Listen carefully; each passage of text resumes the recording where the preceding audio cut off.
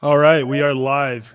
Garrett, I didn't even ask how are you before we started. So, you said what's up to me. How are you? I'm good. I'm good. It's amazing. Anytime I hear the music, the way forward music intro, I just take the most awesome deep breath while that's playing. It's perfect. It's Perfect. great music. Yeah, man. Okay, so I want to get right into it. Um, First let's talk about Swift. That's something that we really you and Ab have been working on. So could you describe what Swift is? Because you've kind of talked about it a little bit on a few social media posts, but I want to give the people that are listening and watching an understanding of what Swift actually is. Um, well, can I just say something else first? Yeah. Because I think some people have been asking me these questions and sending me messages, and I just want to clarify, and then we'll get into those things because it'll be a natural lead in. Um, I I'm all good, everybody. I'm fine. I made a decision. Um, it wasn't really a decision. It just occurred to me that I should just stop, um, kind of fighting the censorship and just roll up my sleeves and get to work. And I was off of Twitter. I was off of Facebook, and my Instagram profile was reduced from whatever it was, a large number of people that we shared stuff with, to 5,000 or whatever. And all the while, as you know, we have these things happening behind the scenes. And I think, just let's just focus on that, because these are some of the solutions that I think can really help our community and all people. So Swift is an example of that. My book is another example, which we'll talk about in a second too. But Swift, which is an acronym for, started out as sports with integrated frequency technology. You could replace sports with strength, stamina, sleep, sex, even. It's an acronym for all those things. And what Swift is, hang on, and this may be a little bit sweaty because I was working out before this podcast. It is a piece of seemingly rubber. This is actually a prototype. The new ones will be 3 by 3 by 1/8 of an inch. This is 4 by 4 by 1/8 of an inch. Also a different color and also a little less flexible, but it will still move with your body. What's in this Swift tag is rubber and hematite. Hematite, a naturally occurring mineral. And these Swift tags are, each of them are put into a Vortex machine that, for lack of a better way to say it, mimics is embedded with the natural properties of nature, healing properties. Kind of like taking a walk in the forest or on the beach. All of those natural elements are condensed into this Vortex machine. When one of these Swift tags is placed into the Vortex machine, it forms a link to that machine, or in other words, back to nature. So while this is close to my body, pretty much I am linked back to nature.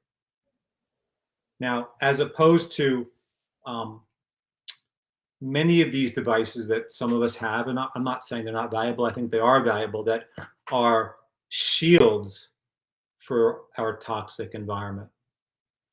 This harmonizes you and enables you to kind of cut through it with more ease.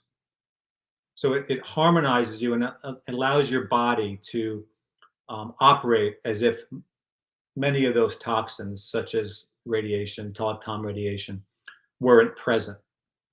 So this is not a shield or a defender or anything that blocks anything, EMF or anything like that. It links you back to nature and enables you to do all those things I mentioned before: sports, performance, stronger, more resilient in the bedroom, sleep um, with more ease. And that is absolutely my experience wearing this. I keep this close to my skin 24/7. Actually, I put it under my pillow at night, um, and it is just phenomenal, the benefits that I've gained, and the stamina mainly, and the enthusiasm for life that I've noticed while um, I've been wearing this. Interestingly enough, you don't even notice it after a while. You notice it when you throw it away for a day or you forget it for a day. And that's when you notice it. Real quick, this was not my invention by any means. It's our partner named Ab Boonswag, who's a cardiothoracic surgeon, lives in Palm Beach. He approached me, I think it's 7 years ago now, and asked me if I'd be willing to introduce this product to my athletes that I work with. And at the time, although I saw the benefit of it and it made sense to me what Ab was saying, I didn't think that the world was ready for this.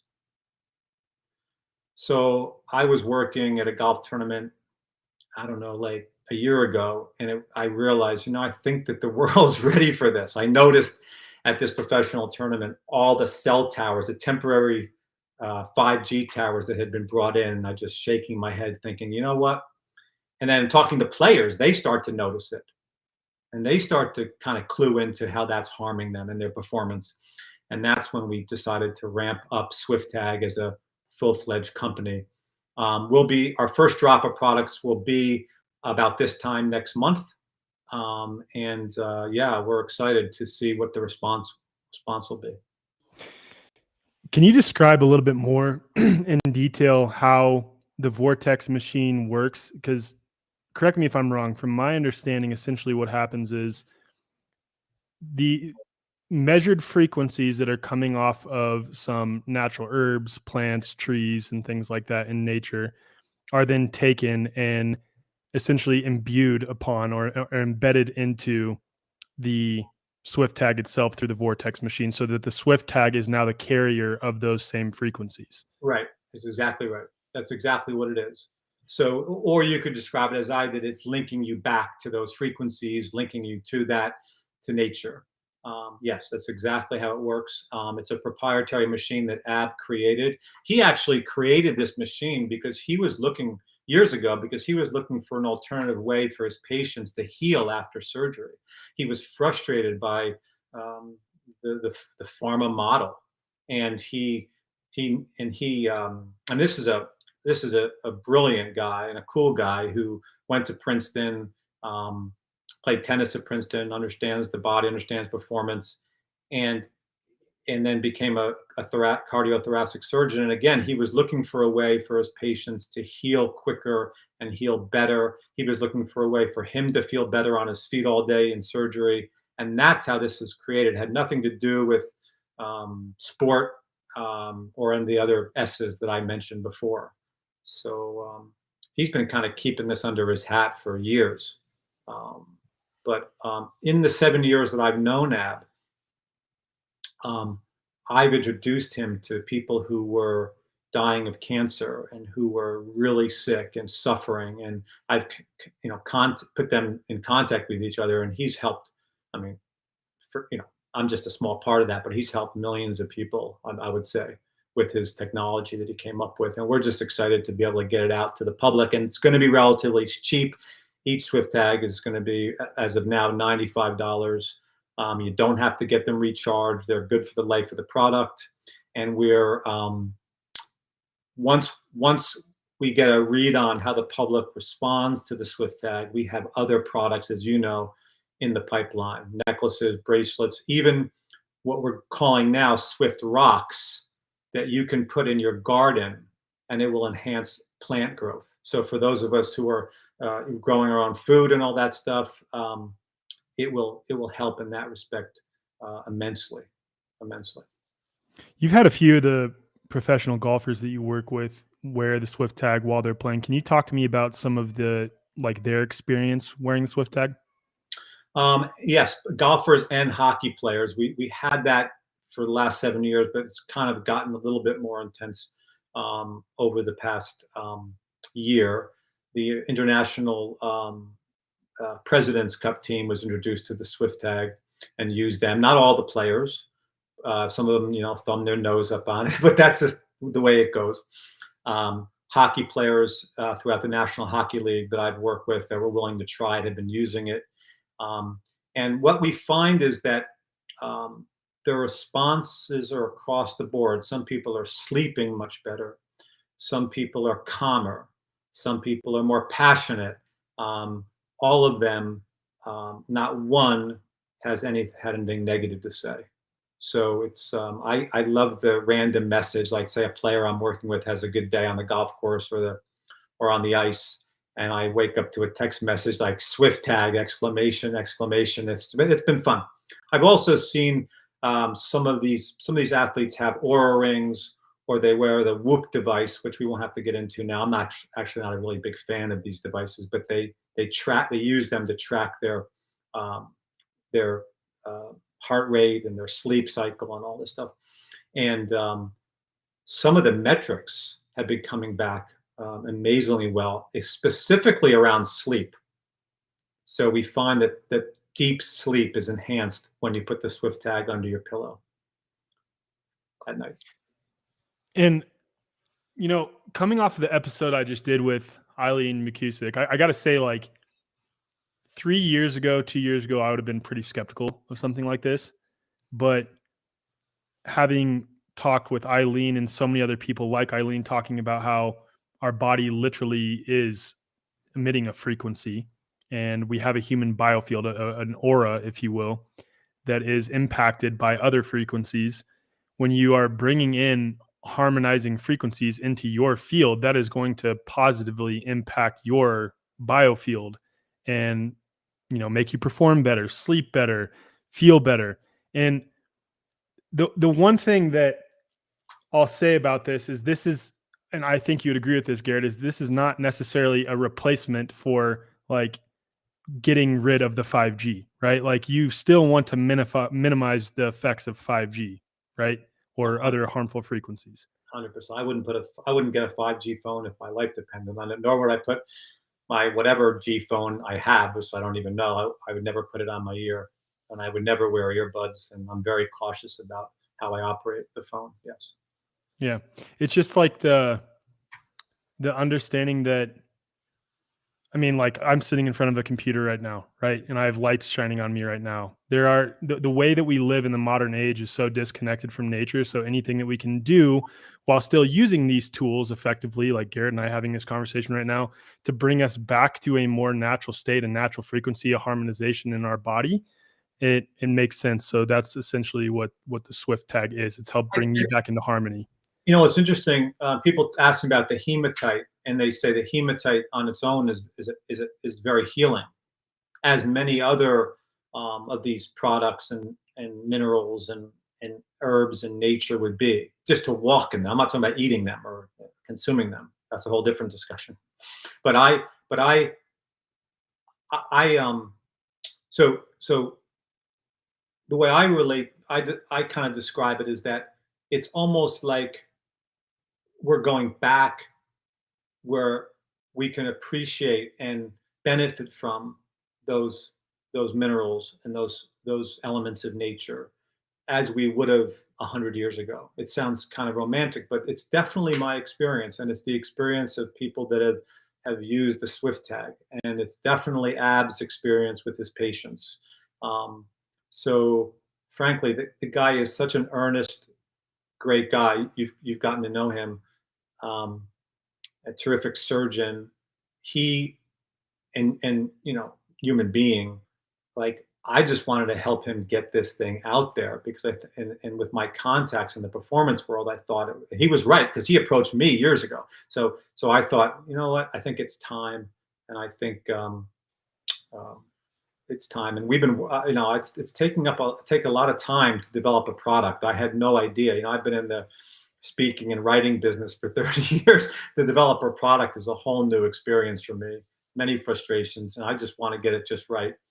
It's taking a little longer than I thought. Mm-hmm. Like we were all set to go with the 4x4 version, and everybody tells me it's too big, and I'm thinking, Can you show us that 4x4 version that you have real quick, just so people can understand what we're talking about for those who are just tuning in? And again, it's not black. We're going to make them in a bunch of different colors, but and you can see how it's bending because it's been on my body for so long. But yeah, this is the 4x4 version. I wish I had the 3x3 with me. You can go to the Instagram page, swift.products, and you could see the 3x3 version. Not this, the color's not exactly right, but it's close. We're getting there. Let's talk about your book now, because that's been a process as well, right? You had originally planned on putting that out a while back, but that's just how writing books goes. So talk to me about your upcoming book and when it will release. It releases January 31st. Um, this book called True Self, Notes on the Essence of Being, is the subtitle, was, I'm going to say, 95% written and edited before COVID. So this book was written the year prior to COVID was when I wrote True Self. When COVID started, it's like you write a book and you can kind of, well, it's not exactly right, but you can kind of operate on at your own pace. And it's not that difficult. It's something that I've done before.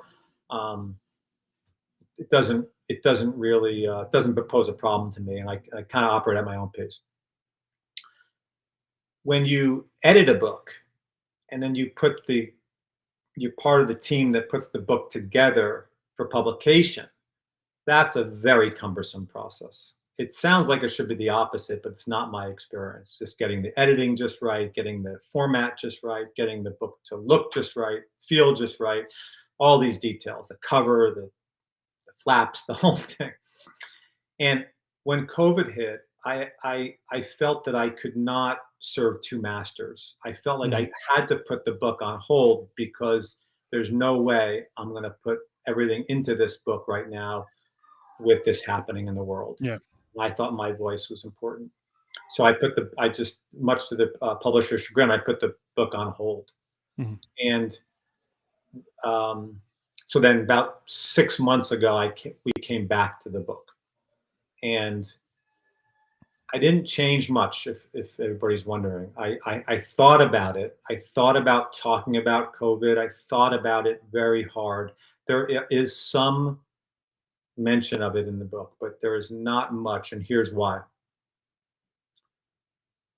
I think that what people will get when they read True Self, they will understand why I wrote it and why this book is important. Because in a way, I predicted COVID. No, I didn't predict a virus. I didn't all this stuff. I didn't predict this fraudulent episode. But what I did speak to quite directly, mainly in the last chapter of the book, is that we better get our act together and we better wake up to our infinite and eternal and free nature, or the human race isn't going to be around for too much longer. Mm. I did talk about that in the book. Now, I didn't do it to scare anybody. In fact, the opposite is what I wrote. Wrote, even if that happens, we're still going to be cool. We're still Yeah. going to be okay. We're still gonna be here. Once we come to grips with who we are, we'll realize that all this, fear and panic and trying to preserve what doesn't even exist is kind of a, Isn't that ironic though? Isn't like because that's like what leads to us almost killing ourselves off is the obsessive um m- misaligned understanding. I don't even want to say understanding. I guess like misaligned perception that we are the body, that we are finite, limited, lacking beings. 100%. And that's why the subtitle is Notes on the Essence of Being, because it points back. It asks a very distinct question right in the first page of the introduction. Like, who are you? And there's only two options. You're either the body, or you are either, let's call it the universe, for lack of a better word. I use that word in the book, but only mainly in the beginning, because people can relate to that term. So you're either seeing this video from the perspective of a limited and lacking separate entity, or you're actually seeing this video from the perspective of the whole consciousness, the true self. And I asked the reader to come on this journey where we're gonna, and then at the end of the journey, let's tell me which one's true. And I do it through short and long notes, as I call them, notes on the essence of being. And I do it through inquiries and answers at the end of each chapter that questions I've been asked over the years, whether it was in one of my workshops or even someone sending me a note, an email or Can something. you give an example of one? Um, an example of a question. Yeah, like This a common question that you get. this one just pops into my mind. Like, how do you know whether to whether someone's advice is worth taking or not? This is in the book. I don't. It's not exactly asked exactly like that. But how do you know if someone's advice is worth listening to or taking? And I think my answer, well, I is somewhere along the lines of, um, if the advice is not for the purpose of the one giving the advice gaining something from you, manipulating you in some way, uh, indoctrinating you in some way, even marketing something to you in some way, then listen. So if it's selfless advice where there's no agenda from the person giving the advice, then I would listen to it. If the advice has an agenda, like marketing something, selling something, then I would look at it with a grain of salt. Now we just talked about a product that we're going to be selling, but I can say with the goodness of my heart, like $95 for a product that you can have a lifetime. We're not. It's not a get rich. Swift is not a get rich scheme. I can promise you. So yeah. So that's one of the questions that's asked. Oh, there's so many, buddy. I mean, like basically, um, all of the questions are really leading are mini versions of the fundamental question, which is who the fuck am I? Mhm. I mean, so every question in some way is, if you really get to the core of the question, it's Garrett, who am I? Mhm. And um, we have to hold still and have the courage to really look at that question and Mhm. not think it's some weird thing that is too ethereal to speak about or too uncool to speak about or cheesy or whatever. Um, because without the knowledge of who we truly are, in other words, if we take our experience to be from the perspective of a limited and lacking body, another way to say it would be, if we assume that we are seeing the world from the perspective of limitation and lack, then the world will reflect that limitation and lack. Mhm. So if we get the fundamental question incorrect, then everything downstream will be incorrect too. So our starting point will be fundamentally backward, and our perceptions of the world will be fundamentally backward. And if anyone who's watching this wonders, how come some people could get things so drastically wrong? Like, it's so obvious that this isn't a thing, or this is a scam, or whatever it is. I just explained it. Because if let's just go right to this, to COVID. If someone is under the misconception that they are a limited and lacking separate entity, something that was born and will die, something that has a limited shelf life, they're going to do everything in their power to preserve that shelf life for as long as they can. And this explains all types of immoral behavior. It also explains why people would um, opt for pharmaceuticals. So you'll see a very close link to I noticed it right away, and it's why I put the book on hold and why I join you in your mission in the health freedom movement, because you see a very direct link to those who have a sense that they are not the body, that they are spirit at their core. and those who appreciate um, um, the sanctity and the purity of the body, which is kind of Mhm. ironic. Those who understand that they are consciousness, another word for consciousness is love, would treat all things, including the concept that they are the body, with love.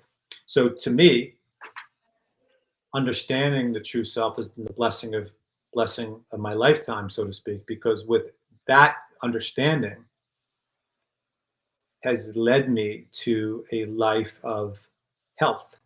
Mhm. Health. I wouldn't willingly inject or ingest or inhale something that is bad for me, that is toxic, ever. It wouldn't even, not even as a cheat day. I don't even have cheat days. So it's just not logical for me to do it. Not because I'm efforting and I have to have willpower. It's quite the opposite.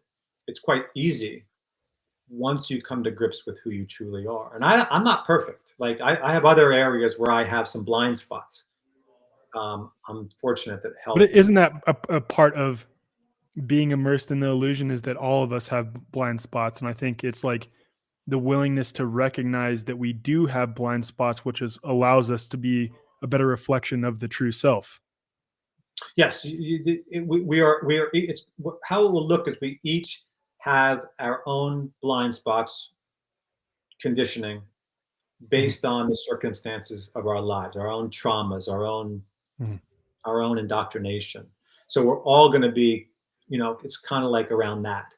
Like I have a very deep blind spot to wanting to, um, if someone comes after one of my friends or even me, even on social media, I want to get right in the fight. You know that. Like it's just Yeah. I was groomed to be that way. And I don't You're a hockey player from the Northeast. right, I got it. But right. And but there's some hockey players that yeah, I'm just happen to be one of those who thought that was really important. Yeah. so yeah, and that's a blind spot for me I'm working Mhm. or work's probably not the right word. I'm doing my best to kind of overcome. Let's say another one is hard work. Like I was just groomed to work 7 days a week, Mhm. and um, that's something that I've been trying to get better at too. Although these passion projects we're talking about really don't feel like work, so I guess that's a good thing. Yep. I know exactly what you mean on that. This is a question that someone just had in the chat. I'm going to bring it on the screen real quick. It's a really good one. How important is intuition when making important decisions? Should it trump logic? I think they're the same thing. This is often misunderstood, and it's a very good question. I wouldn't worry about intuition when it comes to making a decision. I wouldn't worry about follow your gut and all that stuff. Okay? If you're doing that, you're 1 second too late. So in case nobody understood that, like I just moved my hand. I had no decision to move my hand. It's just moving. Now, if I have to decide, should I move my hand or not move my hand, then I would turn to logic. Can I make my point better if I use some body language or use my hand? And the answer probably is yes. Okay, let's move my hand. But intuition is if you must use intuition, intuition is a word we use to describe something that turned out well after the fact. All right, so it's kind of an automatic response that we don't notice. Does that make sense? It's like an athlete making a terrific play. He didn't try to make the play. He just reacted to the ball or whatever he did. So if we're stuck, so that's intuition. Intuition is instinct. Okay, no thought, just acting. If we're stuck, now we should turn to logic. Sheer logic will help us make that decision. Logic. It's very in the spiritual communities. It's often logic or intellect is often discouraged, and I think it's an enormous mistake. I think the at the core of spirituality is reason and logic. It's reason and logic. Does this make sense? Does it make sense? So if you go back to the discussion about who you truly are, I don't know we're going to do this right now, but I would say there's no logic in I am the body when you see it. There is complete logic in I am consciousness. I am the true self. I am God's infinite being. That is complete logic. It completely makes sense if you were to take the steps to analyze it and explore it and logically reason it out. Can Now, we do that real quick? Like, because one of the thought experiments I've been taking down when I was struggling with that myself is that getting to the understanding that awareness is fundamental and the physical experience is secondary. Could you sort of like bring us down that logical, sure, chain to sure, bring us back to we are not the body? sure.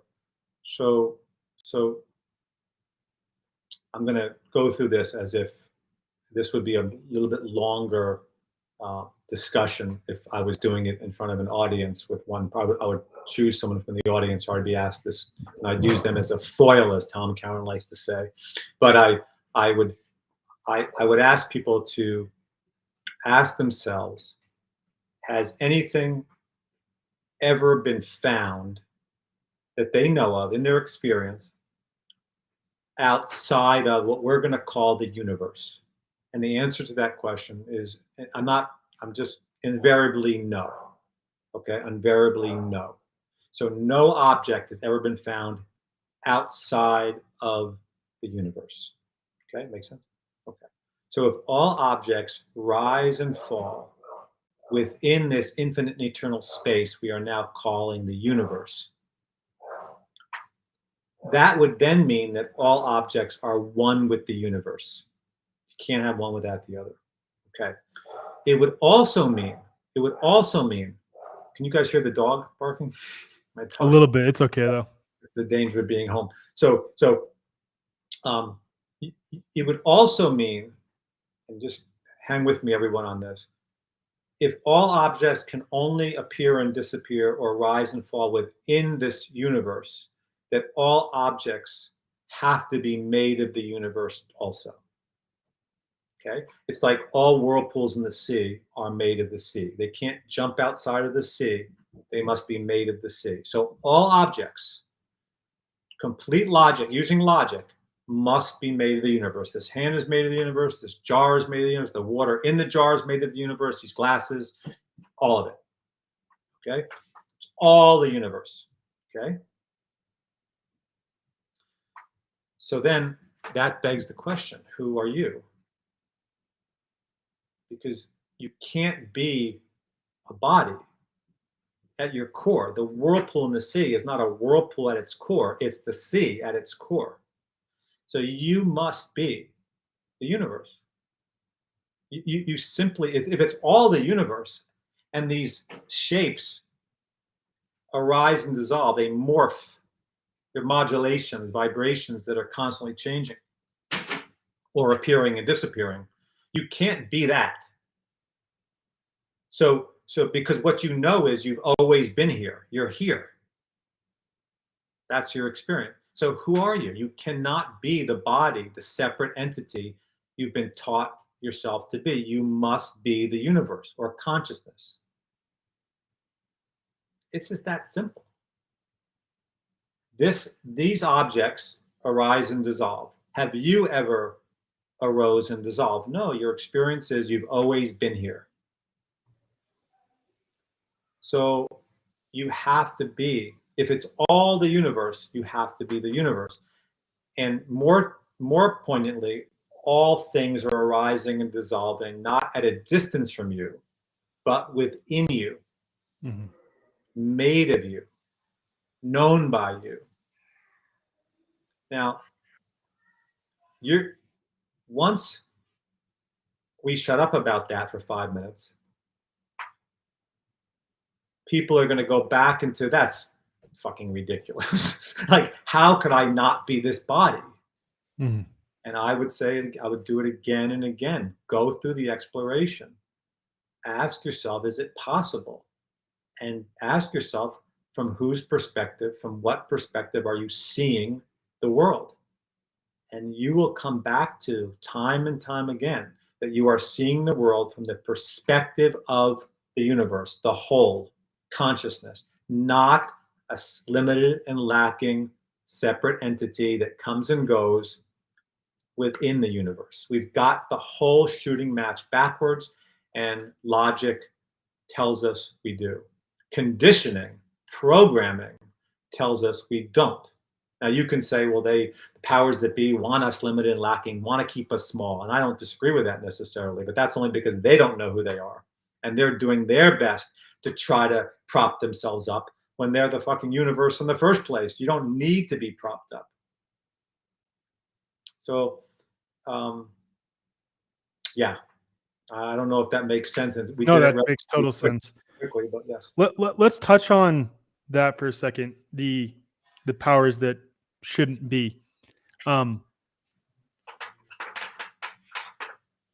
how has how have these seemingly traumatic, chaotic, divisive um, experiences of desperation over the last 2.5 years aided in our understanding of the true self? I guess the better way to frame that, and it's more pointed towards you, is you had already written 95% of your book, as you say, prior to these last 2.5 years. So only 5% more, give or take, was written during these last 2.5 years. How has has happened um, been an indication that we are disconnected from the true self, but also how have those seemingly traumatic experiences benefited us? I don't know if that makes sense the way that I'm asking. I think you get what I'm saying, though. Well, it's very obvious to me how the reaction, well, the creation of COVID was the first indication. I mean, like, like the the, the When only he says re- creation, by the way, he's not talking about creation of a virus. no, I'm G's talking about creation of the fraud of COVID is, yeah, I think, yeah. So now look, I'm not here. We don't have time to kind of I'm that's what I think it is, and well, I'm sure it's that. If someone wants to disagree, that's fine, but there's no way they're going to ever convince me. Um, but so the fraud that was COVID is obviously, from my perspective, um, doesn't happen if we know who we are. In other words, like, um, let's say it this way: every mistake that I have made, every bad so-called bad decision or even immoral thing that I've done in my life was always a result of me trying to fix a sense of lack right up to this day. There's never when I do something that I would determine unethical. Um, Hopefully, I don't do too many unethical things anymore. It's always to fill a hole, to fill a conditioned sense that I'm not the universe. I am this puny little dude amongst a billion other puny little things, and that insecurity that arises as a result of that misunderstanding. And I'm trying to fix it. And of course, after I act that way, I'm like, what did I just do? Like, how did I fall for that again? So, and it will be the same thing with creating a scam in my mind, like COVID. So that's the first sign. The second sign would be the over the reaction, obviously, the panic that set in, the sheer panic that set in, and people conforming to just sheer nonsense, um, clearly unhealthy things like injecting yourself with poison or wearing a mask over your face, or isolating yourself from people, let alone loved ones. I mean, you can't even do it if you tried. As I just said, all these people are modulations of you. Where are you going to You're go? isolating you're attempting to isolate you from yourself. Exactly. It's just wheel spinning. And and frankly, as we've discussed before, that's how I also, when I first heard Tom Barrett say you can't catch a virus, right away, I'm like, how did I never see this before? Of course you can't catch a virus. Like right away when he said it, it was I, now I had never. I've kind of always knew something was a little off about it, but like I was still part of the cabal on that. And then I realized, well, he's kind of just saying you can't catch a virus. He didn't yet say there's no such thing, which was wild. And I right away when I heard him say it, I'm like, oh my god, of course, it was so automatic. I didn't even need to dive into it, although I'm happy that I did because I find it interesting as hell. Because So nothing in nature is pathogenic. That doesn't make any sense. There's nothing in nature that is pathogenic, and then people will say, "Well, what about animals that eat other animals?" That's not pathogenic. That's necessity for sustenance of life for that being. cool. It's even more that's true, but I would use the word nature also as in consciousness or God's infinite being. I mean, there is certainly nothing pathogenic in God's infinite being. So what are we talking about? Like, and now if you understand who you are, then where are you running? Where are we going? So when you and I both say like human beings aren't vectors of disease, what I'm saying is I look within myself and I see, let's call it 7.5 billion human beings. They are all made of me consciousness, God's infinite being, love. They are not naturally designed to harm each other. It cannot be a as you just said, it can't be part of nature. We're not designed that way. So when I heard Fauci saying right away, nope. I went upstairs, told my family, this is not right. This thing is, forget about it. Like, and yeah. So it's the response, it's the censorship, it's all of it. Everyone is acting to preserve something, or or preserve something that they don't have to worry about.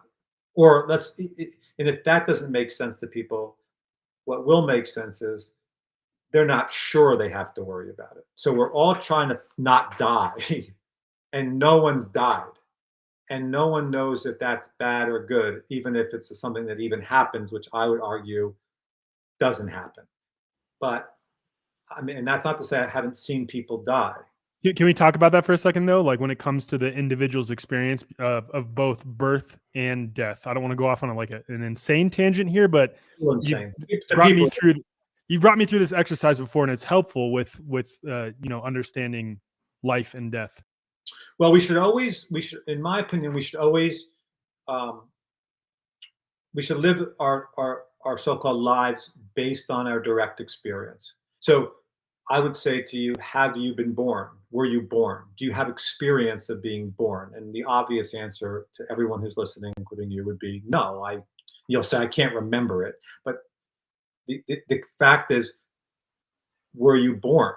Do you have the experience of being born? And no one does. Now, you saw your children being born. I saw my children being born, but I have no experience, me myself being born, us being born. Okay. So then you'll say, obvious, have you had the experience of dying? No, you've seen people die. I saw my father die. I've had friends die. I have never died. More to the point, I've never not been here. Mhm. I've never lost consciousness, so to speak. If you look at it, never. I've always been present, always. So we're worried about something, death, that we have no experience of. it's like worrying about the boogeyman. It's like worrying about a microscopic particle that's going to somehow come into this.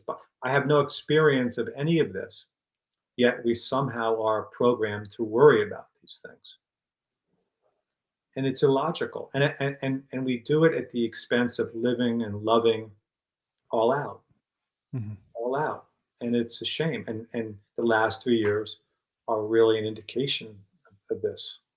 And um, you know, we got to get it right. we got to get it right, and we can you and I we can talk about virus. We could talk about programming and indoctrination, but ultimately, in my opinion, we've got to get right who we are. Mhm. Who am I?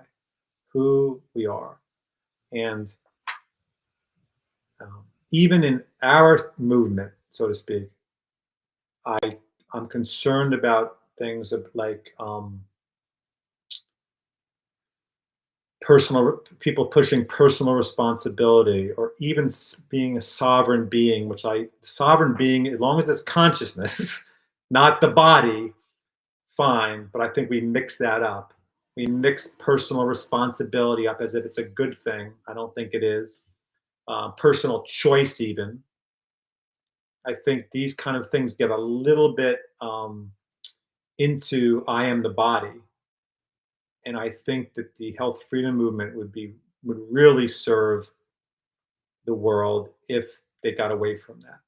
So I'm Because hoping to it, help. even when you come from the understanding that you are not the body and you are making decisions that are most in alignment with what represents love, you would never make a decision to receive any of those products. You would never make a decision to mask yourself. You would never make a decision to blindly adhere to what authority says. And you would never want to impose your will upon another, because imposing your will upon another is fundamentally imposing, your own will upon yourself. Because there is So no other. There is exactly, no other. So exactly. this is preposterous. Yes, I think on the Because people will get triggered by that when you say like, "What? Well, you don't want me to have personal choice? You don't want me to have personal responsibility? You don't think I should be sovereign and be able to make my own decisions?" yeah, but being triggered is a blessing, because being triggered, It is. you can't be triggered unless you're operating under a misunderstanding. So being triggered means that it's triggering something within that's off. So look at it. And I'm triggered all the time, but that's a calling inward, not to the person that's saying whatever they're saying. That's Mhm. irrelevant. If you're triggered within within us, we have a fundamental misunderstanding, and it's pointing to that. So being triggered, thank you very much, because if I'm triggered, it's a calling to, whoa, wait a second, I got something a little off on this one. let me Mhm. let me look at it. And personal responsibility adds burden, pressure, tension. It's the wrong way around. If you look at any, in my opinion, if you look at, in my experience, mainly in the performance world, but also my own life as a parent, if you look at great coaches are lessening burden, lessening personal burden and responsibility. They're not adding it. They're providing freedom. If you're putting burden and responsibility on an individual, you are you are squelching freedom. No way around it.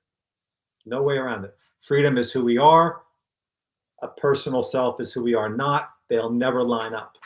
They'll never line up. So in communities that provide freedom, not burden, not responsibility, so-called proper behaviors bloom, love blooms.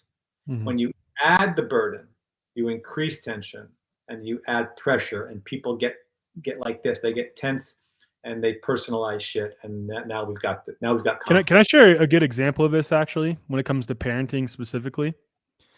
So, um, a good friend of mine, whom many of the people listening and watching this know, Dr. Edith Ubuntu Chan is doing self-directed learning with her son. And what that means is her son is the one that is free to choose what he wants to learn. There's no burden on her as a parent to force her son to follow any homeschool curriculum or anything like that.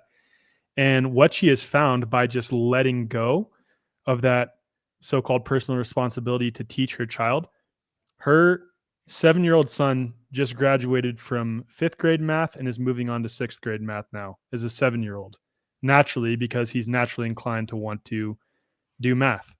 And Sure. now he's not reading at whatever supposed level he's supposed to be reading at for a 7-year-old, which is a made up construct. And he'll read when he wants to read. But the point is, he's doing 6th grade math because he's free to explore what he wants to explore in self-directed learning. And she's released the personal burden responsibility, not only of her, but on him to follow some sort of made up construct of a curriculum. And he's just free to explore. And he's doing 6th grade math at the so-called level of a 12-year-old as a 7-year-old, naturally on his own. Yeah, I mean, I remember when Ryan, my oldest son, I was a hockey player, and when Ryan was born, I'm like, oh great, I've got my little hockey player here. So Rye hated putting the equipment on. He just couldn't stay. Always pulling at his neck. I can't stand. He just was uncomfortable. And I looked at my wife. I'm like, I can't believe it. I waited to have my son, and he hates hockey. I mean, he can't even skate. He's terrible. I remember coaching the team, and I benched him, and everybody's like, you benched your son. I'm like, well, he's terrible. I can't put him on the ice. This is not right. This is like, and anyway, so now I did play. I was a good baseball player also, but hockey was my sport I played in college, and that sport I coached. But anyway, so Ryan just not. I'm not a video game person, so Ryan on his own when he was little picked up this game called Backyard Baseball. It's a video game. Maybe you played it as a kid. You I guys are did. the Yep. same age, and he falls in love with baseball because of Backyard Baseball. And I didn't even talk about baseball. Next thing you know, he's in Little League, and I go down to the first game, and Ryan is on the pitching mound, pitching. Like, what? How is he pitching? Like, it's hard for a little kid to pitch, but he doesn't care. He doesn't care. First pitch he ever throws right over the backstop. Like, he doesn't care. He's happy throwing pitches. And I just said, you know what? Forget hockey.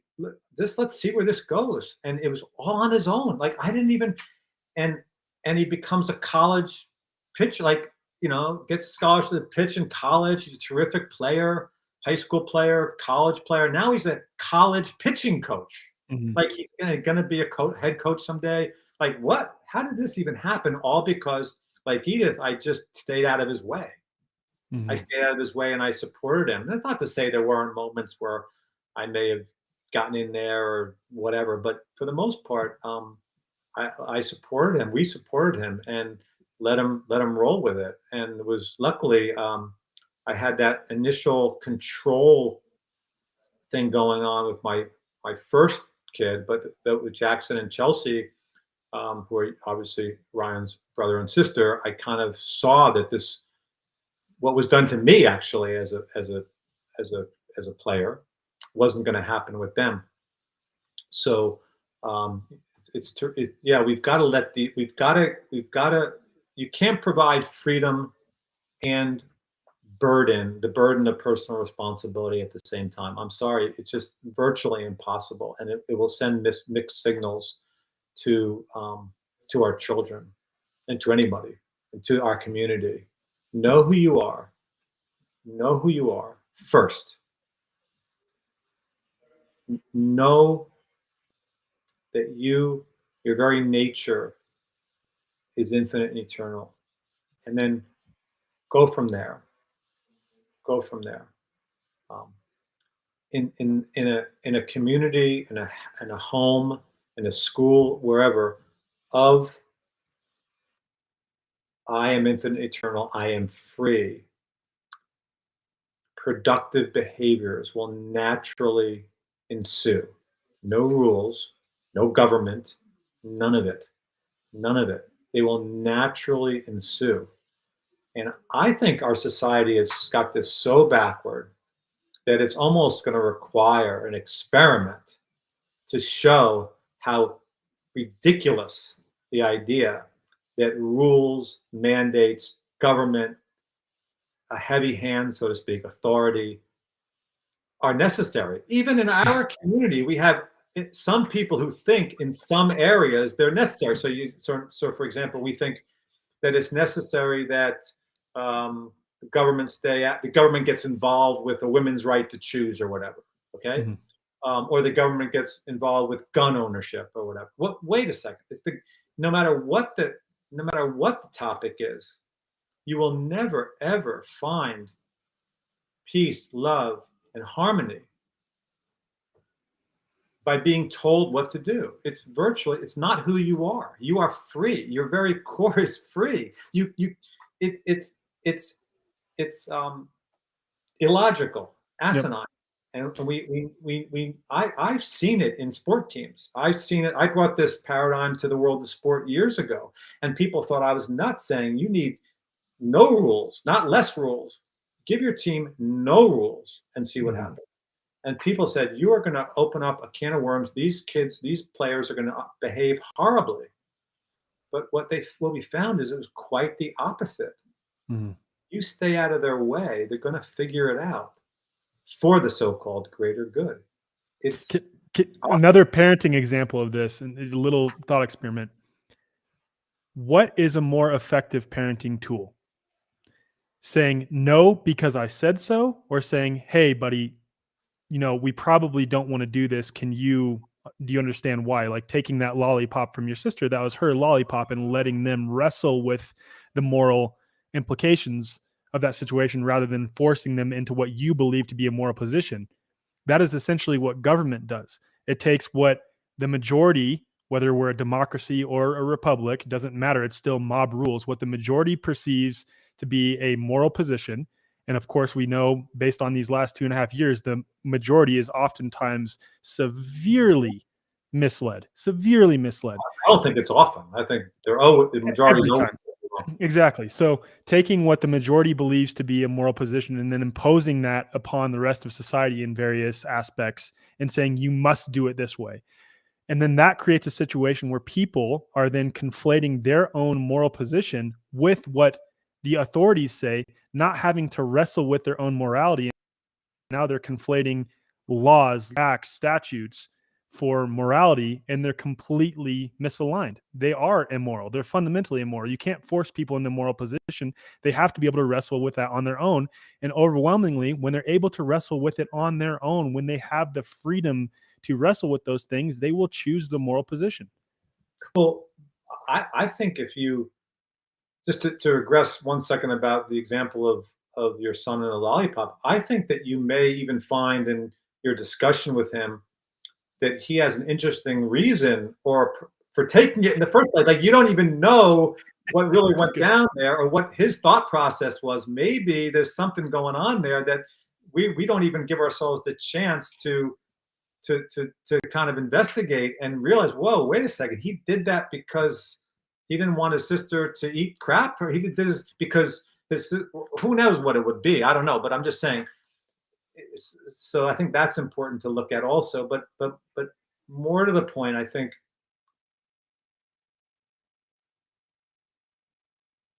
authority, an authority figure or authority in general is a higher someone who on some hierarchical structure is in a position to make rules and give orders and something like this. This, by its very nature, is contrary to who we are. Mhm. So consciousness doesn't know levels. Now, sometimes people say you've got to raise your level of consciousness. Now, I don't love that terminology. I want to be clear. I think what they're really saying is I want to come to Stripping understand, away. yeah, who I am more. I want to get rid of my beliefs. I don't think there are consciousness is the one thing that doesn't have levels. It doesn't change, it doesn't morph, it doesn't learn, it doesn't grow. It is what it is. But that said, if any type of hierarchy, authority is contrary to the true self, it just is. It just is. There's no, and this is why communities that don't have rules tend to be communities that operate in a loving fashion, as I said before, I intimated before. I think that this is very clear. Now, do I have a Mhm. study on this? No, I don't have a study, but uh, yeah, we I got mean, it. you could say that your teams that you've coached Oh, are definitely. like small versions of communities. My family also. My family too. I mean, there's just no my children couldn't. I mean, look, we're not perfect, but my children couldn't be closer. I mean, you could not have a 30, 28, and 25-year-old that are closer. It's impossible. I mean, you could Mhm, be as close. I'm hoping you and your brother and sister are that close, but um, yeah, you could be as close, but not closer. And I'm proud of that. And I think one of the reasons for that is we didn't parent with a heavy hand, mhm, and I'm not easy. Like I think if I saw one of my children, or to this day, if I think that they're kind of overlooking the nature of their own being, that who they truly are is not a limited and lacking self, I'll mention it. I'll mention it where I think it's needed, and they'll definitely mention it to me. Like Chelsea's, famous line is, "Dad, read your books. Read your books." It's just, but and she's right when she says it. She's never not had the right. She's been right. It's interesting. I saw spoke about rules, and even like Chelsea's 25 and pretty independent, and I saw an Instagram video of her riding a motorcycle yesterday, and my first reaction was like, I'm gonna call her up and say, "You got to be careful. That's crazy." And mhm, I just thought, you know what? I'm leaving that be. I'm gonna stay out of her way here. Stay out of her way, because if I'm not gonna. It's not my place, and she's free, and stay out of her way. And the next day, I'm happy I did. mhm. You know, another thing that comes up for me, and then let's move on to talk about VLX after this, is when you're saying no rules, oftentimes people say, well, we need rules because human beings are prone to corruption, prone to behaving immorally, which I don't agree with. I actually think our true nature is not that way. It's just human conditioning. Conditioning is prone to that. Yeah. Correct. Our conditioning is prone to that. But okay, let's play with that for a second. If you truly believe human beings are prone to corruption, prone to behaving immorally, let's play with that for a second. Do you think it then makes sense to give those same human beings who are prone to behaving immorally and prone to corruption the right to dictate and give commands to other human beings, and also the right to use force, the exclusive moral justification to use force against those who do not comply with their commands and dictates? And of course, the answer to that is no. It doesn't make any sense to do that. So whether you think human beings are prone to corruption, prone to behaving morally, or you don't, authority still makes zero sense. The human condition is prone to behaving immorally. If I am a separate self, that which we could call ego is definitely going to behave immorally. Yeah. So that's right. You're right, and this is why I will never vote again. I am never ever going to give someone else the authority to make it this to tell me what to do. And the pandemic really seared that into my head, so to speak. I like, this is not happening again. I don't care if it's Trump, Biden, the man in the moon. I am not, and I had even considered running for office at a time. Like, I thought I could do some good, Yep. running for senator or whatever, and that was really on my radar screen. I would say 7 years ago, and my family was like, always, like, you can't do that. You can't do that. You're controversial enough, whatever. But people are coming after you enough. This is not going to end well. But I would never give someone else that right, willingly. And you're right. You're why on what kind of logic? Going back to logic again, does that make sense? Does that make sense to give that which doesn't know who he or she is, so to speak, and thus is prone to immoral behavior in that way, the right to make laws and rules that so the only answer, as crazy as it may sound to people, is the opposite, Mhm. is complete freedom, and let the human race sort it out.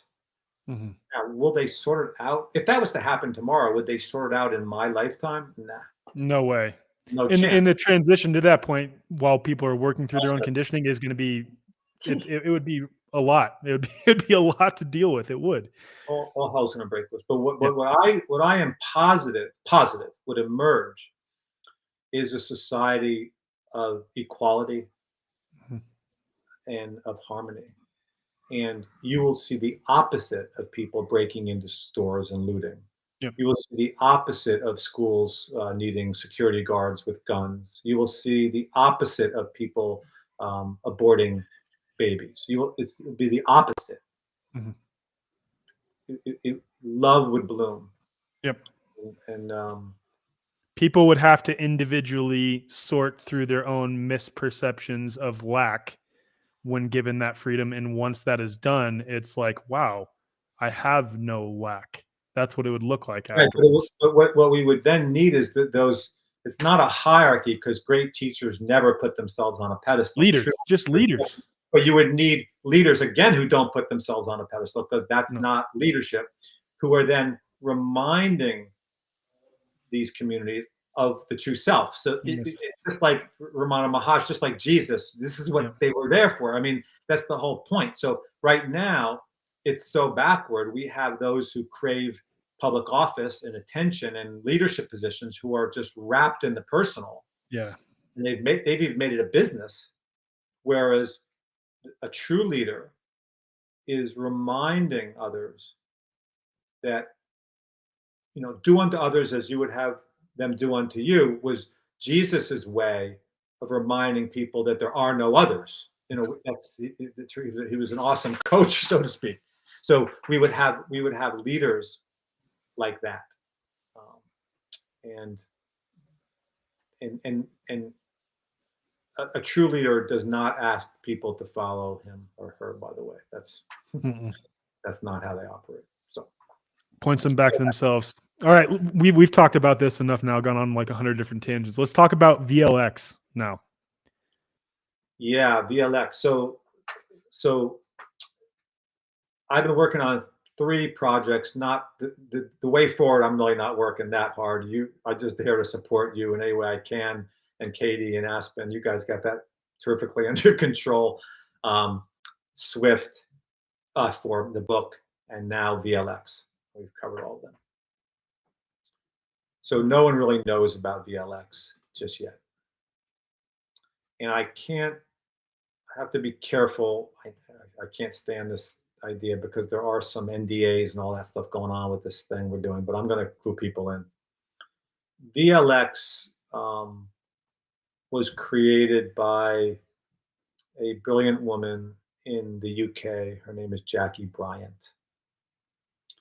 And my friend, Ali Scott, another brilliant woman, was introduced to Jackie and realized what she was doing and how profound it is, and then started to learn how to teach what she's doing. I'm going to explain in a second. And then Ali then told me about it. And what VLX stands for is visual learning experience. So what Jackie has done is she has created a methodology, a process to help people get ahead of their conditioning. So more to the point, what Jackie discovered, which I think will make sense to everyone, is that we are not actually operating or reacting to the stimuli that we think we are. We are actually reacting in a predictive way to stimuli. So, in other words, we are conditioned, for example, to love the taste of alcohol. Nobody, when they first taste alcohol, likes the taste. Well, of course, why would they like the taste of No, alcohol? Poison. I mean, poison. that's a whole other discussion. Okay, so, however, we are conditioned, culturally conditioned, to cherish, to crave alcohol, and most adults do. So, what's going on there? Well, what's going on is when we take the sip, or prior to taking the sip of alcohol, we're actually predicting the experience, not the actual taste, but this coolness, or this being accepted, or being chill, or whatever it is that happens when people drink alcohol.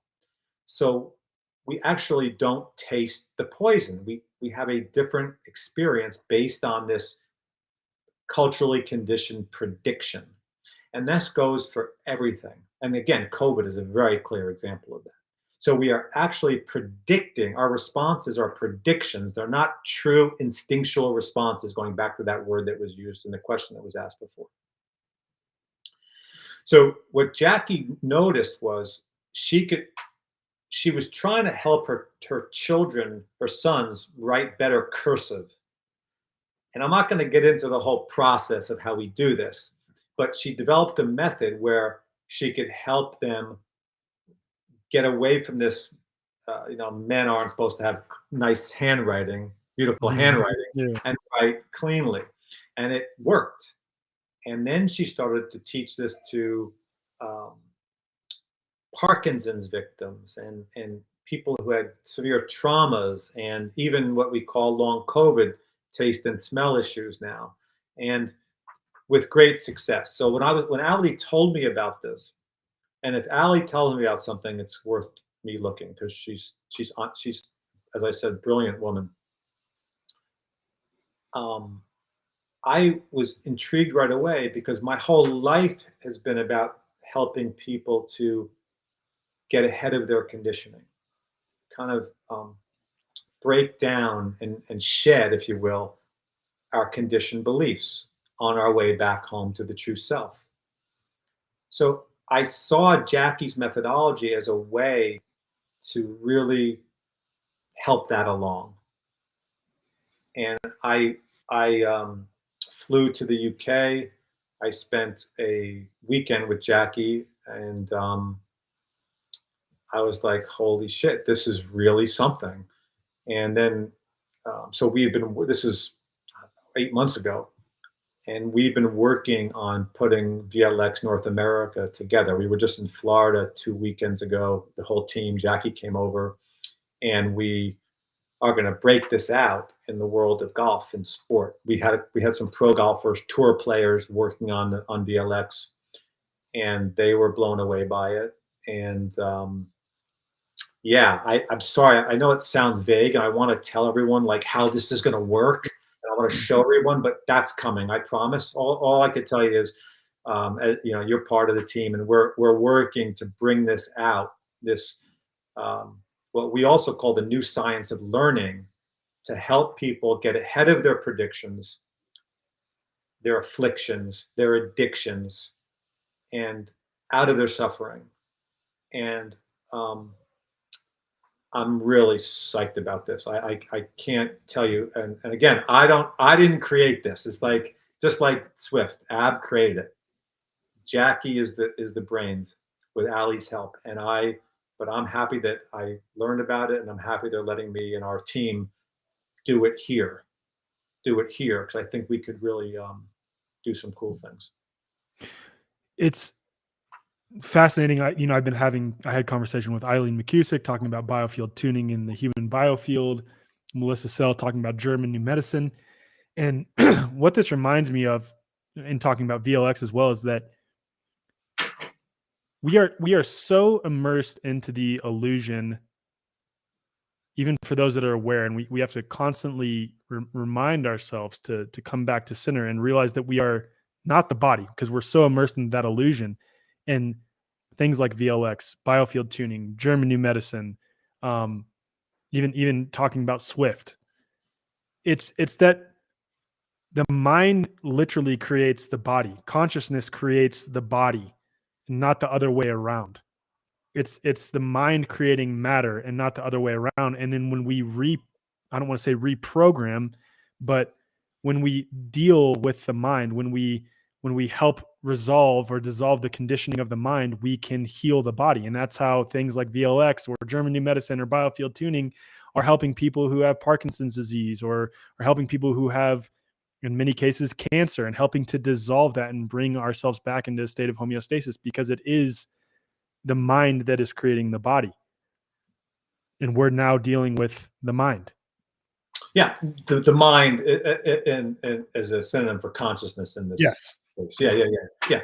We can get personal with the word mind also, which we have to be careful. But no, I know what you mean. So yeah, it's and this is why, Melissa. I mean, like, I so relate to these women and what they're doing. I mean, it's so interesting to me. I'm fascinated by all this, but I'm not fascinated from the perspective of trying to live longer. Like, people Mm. think that. Like, I get that. Even sometimes from my friends, I think, well, you just are trying to find, like Dave Osprey, trying to live so long. And I can promise you, That's a none of byproduct, though. that's That's well, a maybe byproduct, possibly is a possibly, but byproduct. I don't know. Like, I don't. Yeah, it just makes sense to me. Like, it's interesting to me. But VLX is interesting to me. Swift was interesting to me. Eileen's work is interesting to me. Melissa's work is interesting to me. Learning about health is interesting to me. Viruses is interesting to me, only because they're simply signposts back to the true self. I mean, it's so obvious to me that and um, there's no personal agenda here. There's no. I'm not trying to keep this so-called body alive longer. That's almost laughable to me. Like, that's not it. Um, it's simply, I was blessed to be interested in the true self, be interested in who I truly am, to be on that journey. And as a result of that, as a result of having a little bit of knowing of who I truly am, the rest of these things have then fallen into place. It's not, as you say, the other way around. So sometimes people say, well, um, you got to have the discipline or whatever to make lifestyle changes. You got to make a lifestyle changes. You can't just um, take a pill or whatever. You know that cartoon, the lifestyle changes, and then I don't know what the other thing says, and everybody lines up at the magic pill line. Yeah. But there's a fundamental. Well, I get what they're saying. There's a fundamental error in that. I actually think the lifestyle change is in the other line also, because you can't ask someone to make lifestyle changes. You're forcing. You you can't make someone change. Now, on the other hand, everyone has had the experience.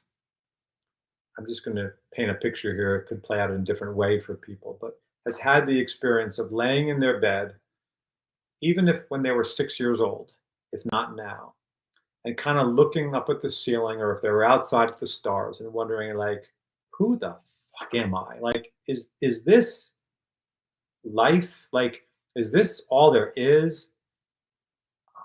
What's this thing about God, spirit? Like, in our own way, everyone's had that back of their mind inkling, like, to look at this. Everyone. I've never talked to a group where anyone has said, or a person, that no, I've never, even the most materialistic adult has still sensed something. Okay. So I say, well, what we got to do is we got to look at that. Look at that sense. Look at that inkling in the back of your mind. What is that telling you? What is that? Now, because everyone's had that inkling in the back of their mind,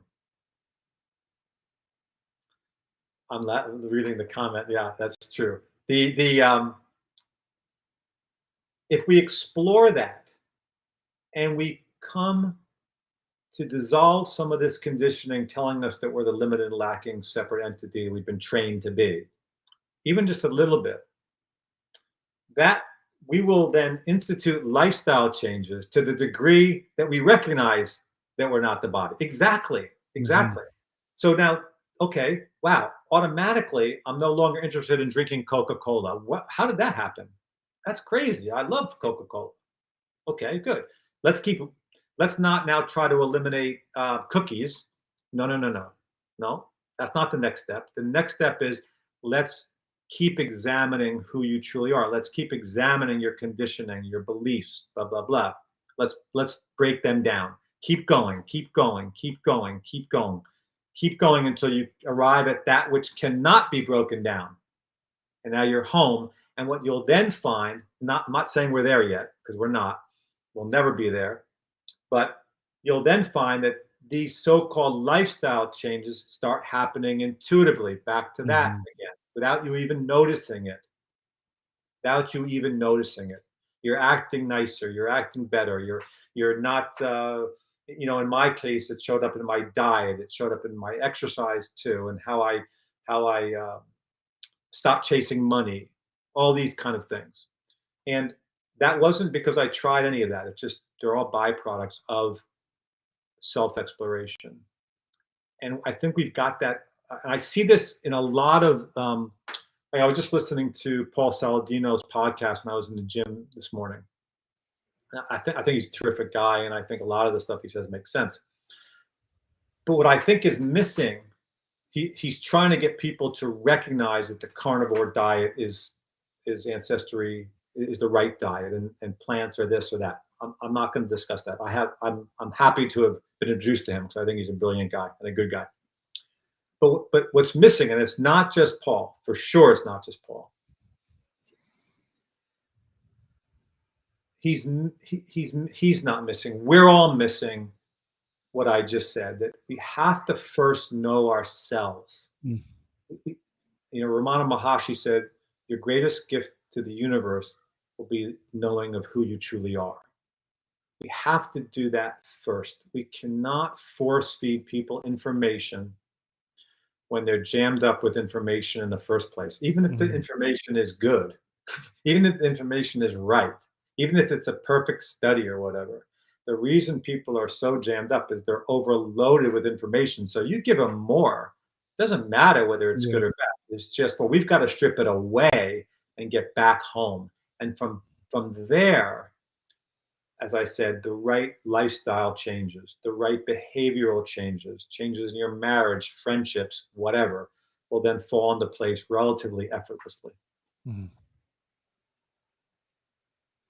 And I guess that answers the question, what is the way forward for 2023? I think you've already answered it. It's still discussing all of these things that we discuss, virology, authority, all these things, but more fundamental to that is getting back to the understanding or dissolving these layers of conditioning, removing these layers of conditioning to seek. I know you don't like the word seek, but No, to no, get back to Sikhs are to good. seek inward to discover who we truly are. Yes, someone's asking Paul who, Saladino, Alex Saladino, the carnivore MD. Um, it's seeking self exploration starts out as seeking inward, so to speak, seeking who you truly are. It ends up with surrender eventually. So it starts out seeking, pretty soon you surrender, which is an interesting part of the journey. Um, but it's seeking it's seeking in the material world, seeking answers in the material world, seeking identity in the material world, seeking well-being, seeking peace, love, and happiness in that world. That gets us into trouble. I mean, we could just see it. Like we're seeking objects for validation. We're seeking status for identity. We're seeking to be healthy when well, I should say we're seeking to be whole when you can't not be whole. So we're kind of just dogs chasing our tails when we seek in the object, in the objective world, the object-based world. That's the error. That's the error that we make.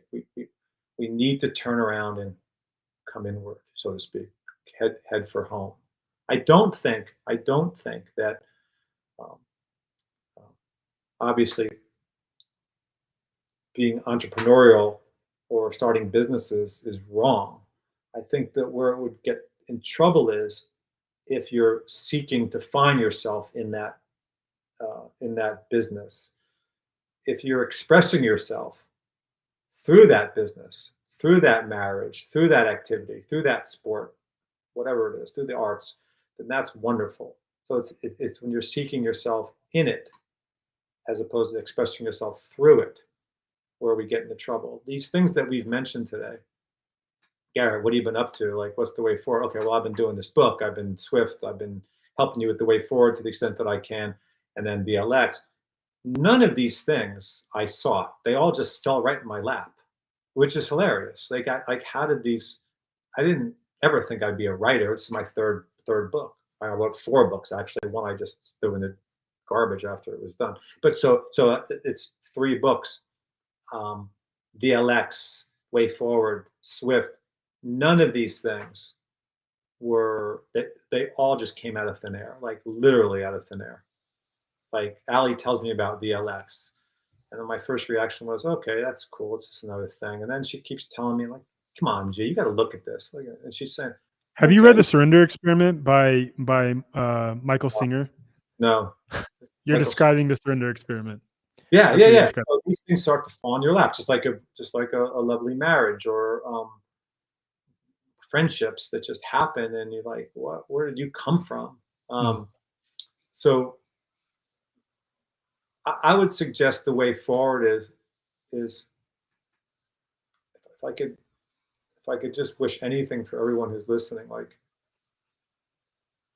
take a pause on seeking in the world of objects. Just take a momentary pause in seeking in the world of objects. And it's just like I say to someone who's addicted to something and they, what's your advice? I always say, take a pause the next time you're about to reach for that thing you're addicted to.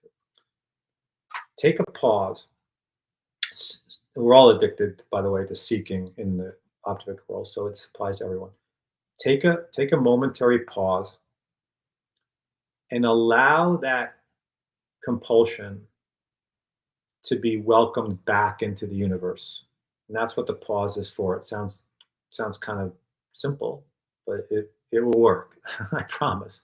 So we allow the pause to kind of dissolve back from where it came.